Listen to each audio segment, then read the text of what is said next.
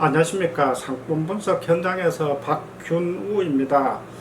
오늘은 그 광명역에 있는 한 단전의 상가에 대한 부분들을 이야기를 해보려고 합니다. 우리가 노선버스를 이용해서 KTX 광명역에 이제 하차하면 우측은 광명역 대합실로 연결이 되고, 그리고 좌측은 택시 승강장이 있습니다. 그리고 택시 승강장을 지나서 동쪽에 보면은 대단지 아파트 단지가 이제 두 개 단지가 나타납니다. 오늘은 이곳 아파트 단지 내 상가에 대한 이야기를 하려고 합니다. 이 단지 내 상가는 파크자이 이제 아파트로 이제 첫 번째는 파크자이 아파트가 875세대로 이게 2017년 7월에 입주했고, 그리고 이제 측면에 있는 센트럴 자이 아파트가 1005세대로 이제 2018년 12월에 입주했습니다. 그리고 그 사이에 오피스텔 두 개 단지가 773세대를 합쳐서 이게 이제 2653세대 규모의 이제 배후를 둔 이제 상권으로 볼 수가 있습니다. 사실은 이 정도가 보면은 이제 도심에 있는 단지 같으면은 실제로 상권에 상당한 영향력을 미칠 수 있는 그런 단지로 볼 수가 있습니다.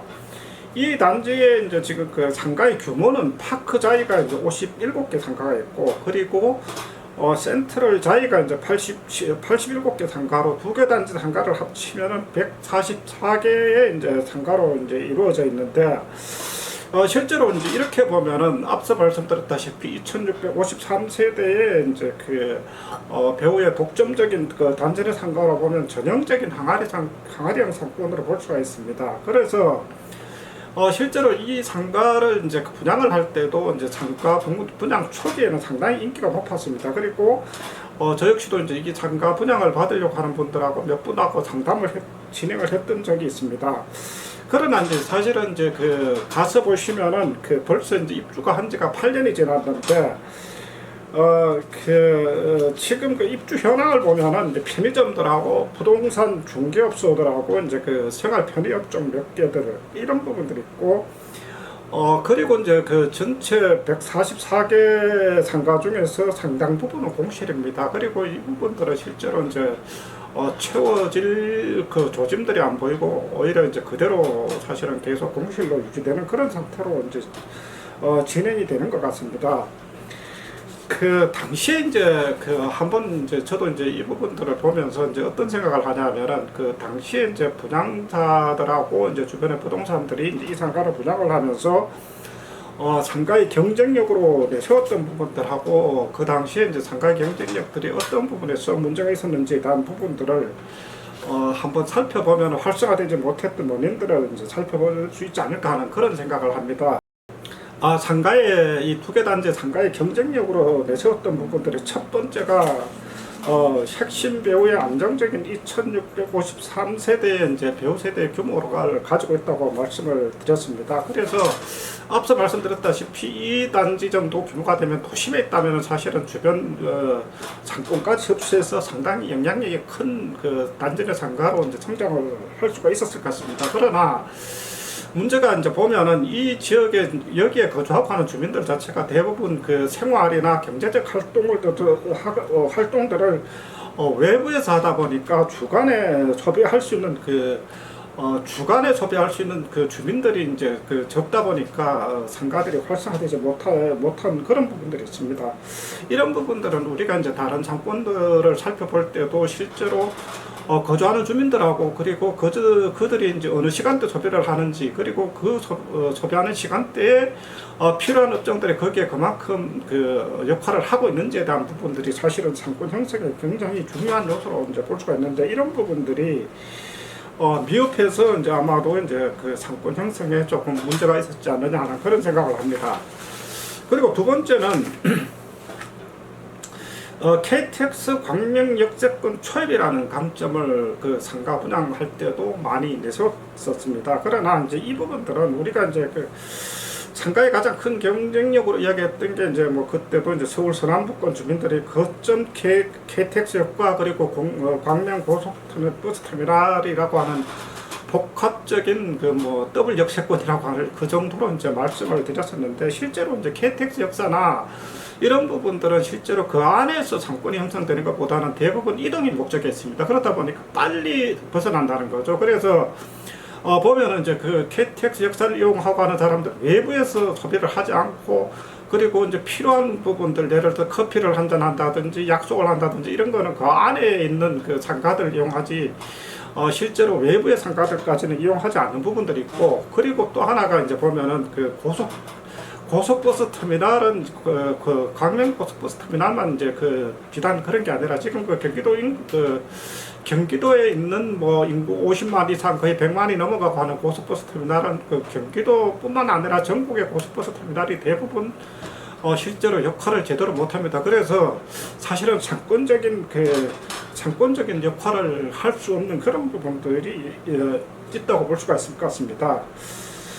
그리고 이제 세 번째, 강명지구 이제 배후에 27,402명, 그리고 9,744세대의 KTX 광명역 주민들의 직계 효과를 볼 수 있는 상가라고 당시에 내세웠습니다. 이 부분들은 결국은 이제 그 광명지구가 개발을 하면서 목표로 했던 그 배후 세대와 인구수인데, 사실은 이제 광명역 지구를 보면은 그 우리가 이제 지도를 펴놓고 보시면 아시겠지만, 광명역을 기준으로 동서뿐만 아니라 실제로 각 블록별로 상권들이 완전히 나눠져 있습니다. 그렇기 때문에 실제로 그 블록에 있었던 부분들이 다른 블록으로 이동을 해서 소비를 하고 하는 부분들이 굉장히 취약합니다. 그래서 지금 그 비단 그 보면은 이제 어쨌든 두 개 단지 상가 자체가 이제 그 동쪽에 있고, 대부분 그 상권의 이제 주요한 그 배후 세대들이 이제 그 서쪽에 위치해 있다 보니까, 실제로 서쪽에 있는 주민들이 동쪽에 그 단지 내 상가까지 이용할 수 있는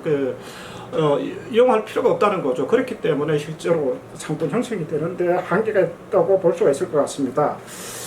그리고 이제 네 번째는, 사실은 이 부분들은 보면은 굉장히 착각을 일으키기가 좋았던 부분들인데, 지금 보면은 지금 그 두 개 단지 북쪽 편으로 보면은 도시지원시설의 컨벤션 무역센터와 후면에 이제 석수 스마트타운이 이제 있는데, 아무리 이제 홍보를 하고 할 때는 이 지역의 주민, 직장인들이 이제 출퇴근을 하고 할 때는 결국은 KTX 광명역 지하철과 노선버스를 이용할 경우에 이곳을 이용할 것이라고 이제 이곳 상가를 이용할 것으로 이제 생각을 했었지만, 실제로 퇴근 후에 이제 직장인들이 식사나 이제 술을 한잔 하기 위해서는 오히려 이제 지금 그 컨벤션 무역센터 후면에 석수 스마트 타운 내에 있는 상가들을 이용을 하거나, 아니면은 광명역 상품 같으면은 상업지구 쪽으로 이제 이동을 하거나, 아예 이제 광명역 상권 자체를 벗어나서 소비를 하고 하는 그런 부분들이 있습니다. 그리고 또 하나가 이제 앞으로 이제 신안산선이 개통이 된다면은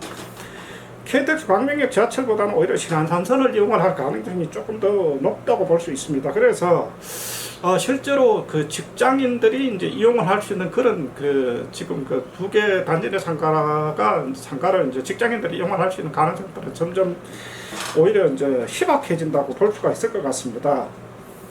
다섯 번째, 상가 형태가 광명역을 마주보고 길게 연결된 스트리트형 상가라는 강점으로 로드를 걸으면서 쇼핑을 할 수 있다는 그런 강점을 내세웠는데, 이런 부분들은 실제로 2010년도 중반 정도에 이제 스트리트형 상가라고 하는 부분들의 메리트를 사실은 많이 내세웠습니다. 그러나 이제 이게 이제 걸어가면서 소비를 하고 쇼핑을 하거나 뭐 이런 부분들을 내세웠지만, 사실은 중요한 부분들은 뭐냐면은 거기에서 소비를 상가를 소비를 할 수 있는 주민들이 그만큼 있어야 된다는 거죠. 예를 들어서 지금 앞서 말씀드렸다시피 소비 인력 자체들이 이제 많지 않다 보니까, 그리고 이제 소비를 한다 하더라도 저녁에 퇴근 이후에 잠깐 소비를 하다 보니까 업종에 대한 다양성이 떨어집니다. 예를 들어서 우리가 이제 지금 아파트를 배우러 하는 그런 부분들에서 소비가 일어나려면은 학생들이나 주부층들에 대한 업종들이 이제 많아져야 되는데, 예를 들어서 이제 주로 이제 상권이 좀 활성화된 지역들을 보면은 주부들이 이제 많이 이용하고 하는 의류점들이나 그리고 카페들이나 이런 부분들이 사실 되게 활성화되어 있다는 겁니다. 그리고 이제 아이들이 이제 원하는 분식이나 스낵 코너들 그리고 어째 디저트나 이런 부분들이 사실 활성화되어 있는데 이 부분들이 사실은 취약하다 보니까 상가의 업종 다양성들이 떨어지지 않느냐는 그런 부분들을 이제 저희도 이제 생각을 하게 된다는 거죠. 그리고